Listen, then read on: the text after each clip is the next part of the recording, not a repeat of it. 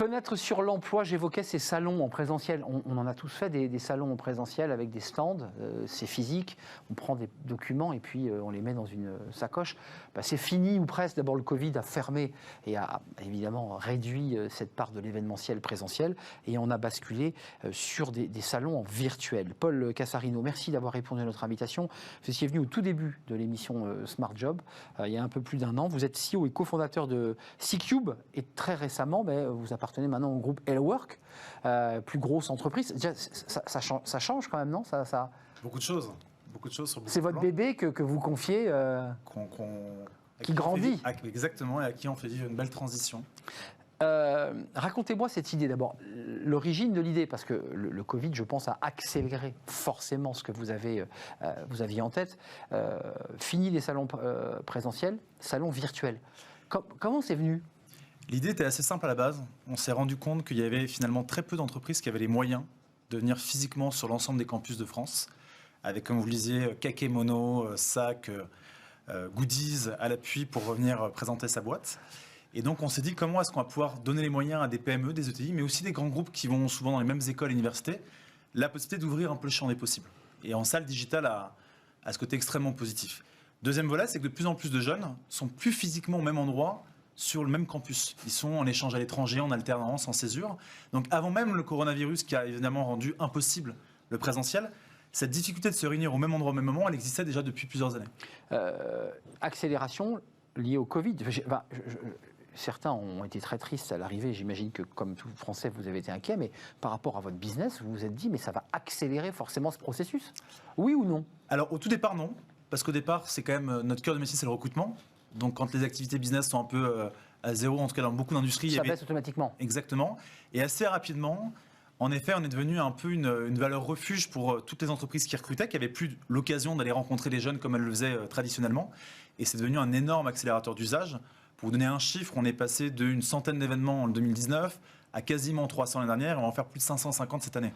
Est-ce qu'on peut résumer ça, vos événements, en job dating ? Exactement. C'est ça, c'est du job dating. Hein. Exactement. Une journée, plusieurs jours, sur lesquels il y a des entretiens qui se font en one-to-one, en visioconférence, ou avec plusieurs candidats autour d'une thématique. Voilà. D'où l'idée de pouvoir s'implémenter sur des campus, des écoles. Et évidemment, la logistique n'est pas la même. Hein. Il faut avoir un bon réseau numérique.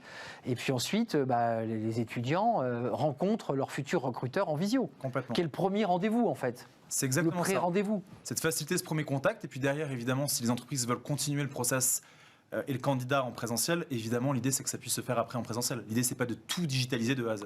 Alors là, vous êtes venu sur notre plateau parce que c'est la rentrée. C'est déjà la rentrée pour les lycéens, pour les écoles. Puis la fac, ça va démarrer dans quelques semaines. Vous prévoyez quoi là pour cette rentrée avec C-Cube ? Alors nous, beaucoup de choses. On dit encore C-Cube, vous gardez votre nom ? Alors on a rejoint le groupe HelloWork, comme vous disiez, en février. Mais vous avez perdu votre nom ? Non, pour l'instant, on l'a gardé. Bon, mais c'est important. On l'a gardé, parce qu'on a apporté au groupe HelloWork cette spécialisation sur la population justement étudiante. En gros, quand on a la rentrée académique, on est à cheval entre trois populations. On a la fin des campagnes d'alternance, qui notamment a été pas mal boostée par le dispositif mis en place par l'État, qui d'ailleurs a un jeune, une solution. Un jeune, une solution qui va perdurer jusqu'en juin 2022. C'était l'annonce des derniers jours. On en parlait hier, puisqu'ils sont un jeune, une solution et partenaires de notre émission. Ok, super. Donc ça a dû effectivement accélérer sérieusement. Ça accélère, et donc on se retrouve dans un contexte où il y a encore des entreprises qui ont encore pas mal d'offres d'alternance à pourvoir. Donc on est sur septembre-octobre, une fin de campagne d'alternance. On rentre sur le début des campagnes de stage de fin d'études, des candidats qui rentrent actuellement en dernière année, mais qui dès octobre-novembre vont préparer leur stage pour janvier-février. Et on est en plein dans les jeunes diplômés qui sortent de leur alternance ou de leur stage de fin d'études et qui rentrent sur le marché. Donc, j'allais dire, c'est quoi ? On est au très fort de l'activité pour vous là ? C'est début octobre. Le mois d'octobre est le plus gros mois quasiment de l'année calendaire. Combien de job dating ou d'événementiels virtuels ? On va être entre 60 et 80 sur un mois. Donc ça fait, vous voyez... plus de 3-4 par jour, quoi, à peu près. 4 par jour, ça veut dire que toutes les équipes C-Cube et HelloWork sont sur le pont, là, enfin en tout cas une partie, pour pouvoir être là. Ça demande quand même pas mal de logistique, malgré tout. Ça demande des ressources techniques qui fait qu'on les adapte en fonction du trafic qu'il y a, donc là, de manière assez consistante. Ça demandait surtout un travail préparatoire avant l'été, et puis là, à la rentrée, pour que tout ça se déroule bien. Non, et puis maintenant, on commence à avoir avoir l'expérience. Donc on n'est pas du tout inquiet, au contraire, c'est assez excitant. Vous avez déjà des retours, parce que vous avez déjà un retour d'expérience. Il y a eu ces job dating en virtuel. Tout le monde est content. J'imagine que les étudiants sont contents parce que c'est un pré-rendez-vous qui peut faire décrocher un job. Après, on se voit, j'imagine, en physique. Qu'est-ce que vous disent les campus? Ça leur va aussi, peut-être? Je pense que c'est pareil pour tout. Là, on sort d'un trop-plein de full digital pendant 1 an et demi, donc on commence à avoir un petit peu les limites. Voilà, les limites, c'est tout cet intuitif personnel qu'on a avec de la gestuelle, du paraverbal qu'on n'a pas à travers un écran. Maintenant, ce qui est assez séduisant pour nous, c'est de travailler sur des formats hybrides. Alors malheureusement, le contexte sanitaire fait qu'on ne sait pas si on va pouvoir tout de suite, là, dans les semaines à venir, revenir vraiment en présentiel comme avant. Mais en tout cas, l'idée vraiment, c'est de garder les forces du présentiel, ce contact, cet intuitif personnel, tout en gardant l'efficacité qu'a permis le digital. Mais comment on fait là pour faire un mix? Et c'est tout l'enjeu de notre technologie aujourd'hui, c'est qu'on prépare des rencontres qui vont avoir lieu en présentiel pour des événements qui peuvent se dérouler en présentiel, et on garde un volet digital pour toutes celles et ceux qui ne peuvent pas être là ou qui ne souhaitent pas être là, parce qu'il y a encore des entreprises qui, pour des raisons politiques d'entreprise, ne souhaitent pas se déplacer. C'est vrai. Et donc ça permet comme ça d'adresser tous les publics. Voilà. Les jeunes cherchent quoi là? Parce que vous avez aussi un tableau de bord du ressenti de cette jeunesse qui se connecte grâce à vous, grâce à C-Cube et Hello Work. Ils cherchent quoi les jeunes là? Ils vont vers quoi là?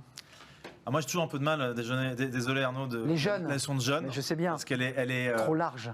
Elle est large, et puis surtout face au marché du travail, entre ceux qui sont diplômés, qualifiés et ceux qui ne le sont pas. Nous, grosso modo, ce qu'on voit, c'est qu'aujourd'hui, en tout cas côté entreprise, et ce que ça crée chez les jeunes, c'est que les secteurs et les métiers qui étaient déjà en tension se sont encore accentués. L'informatique, la grande distribution, la grande consommation, en termes de métiers, les métiers de commerciaux, les métiers de développeurs, etc.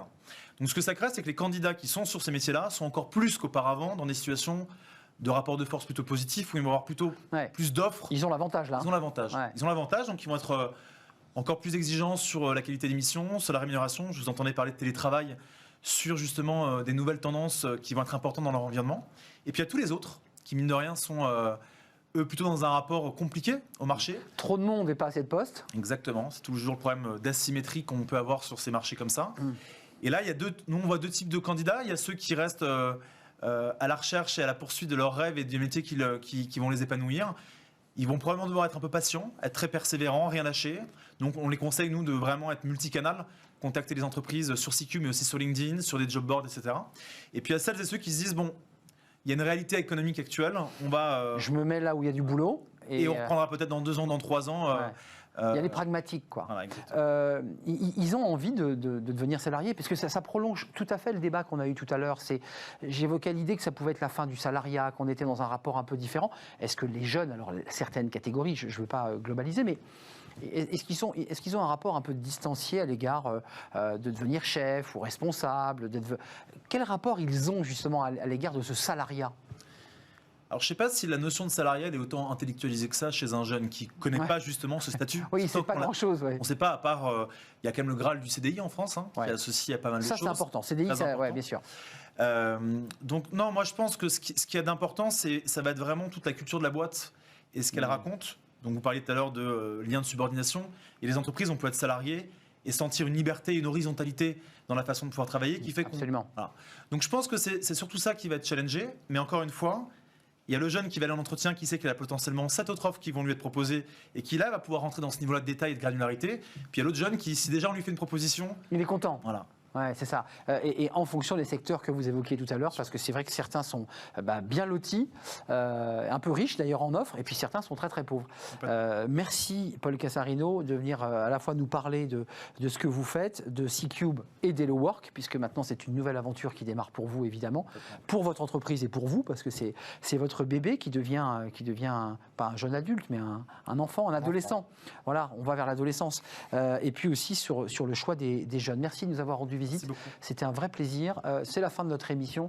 On se retrouve évidemment demain pour le débat d'actualité. Merci à Fanny Griesmer, merci à Margot Ruot, merci à Romain pour la réalisation, merci à Guillaume pour le son aujourd'hui et merci à vous qui nous regardez. Merci pour votre fidélité et toutes vos réactions. Je serai là demain si tout va bien, mais tout ira très bien. Bye bye.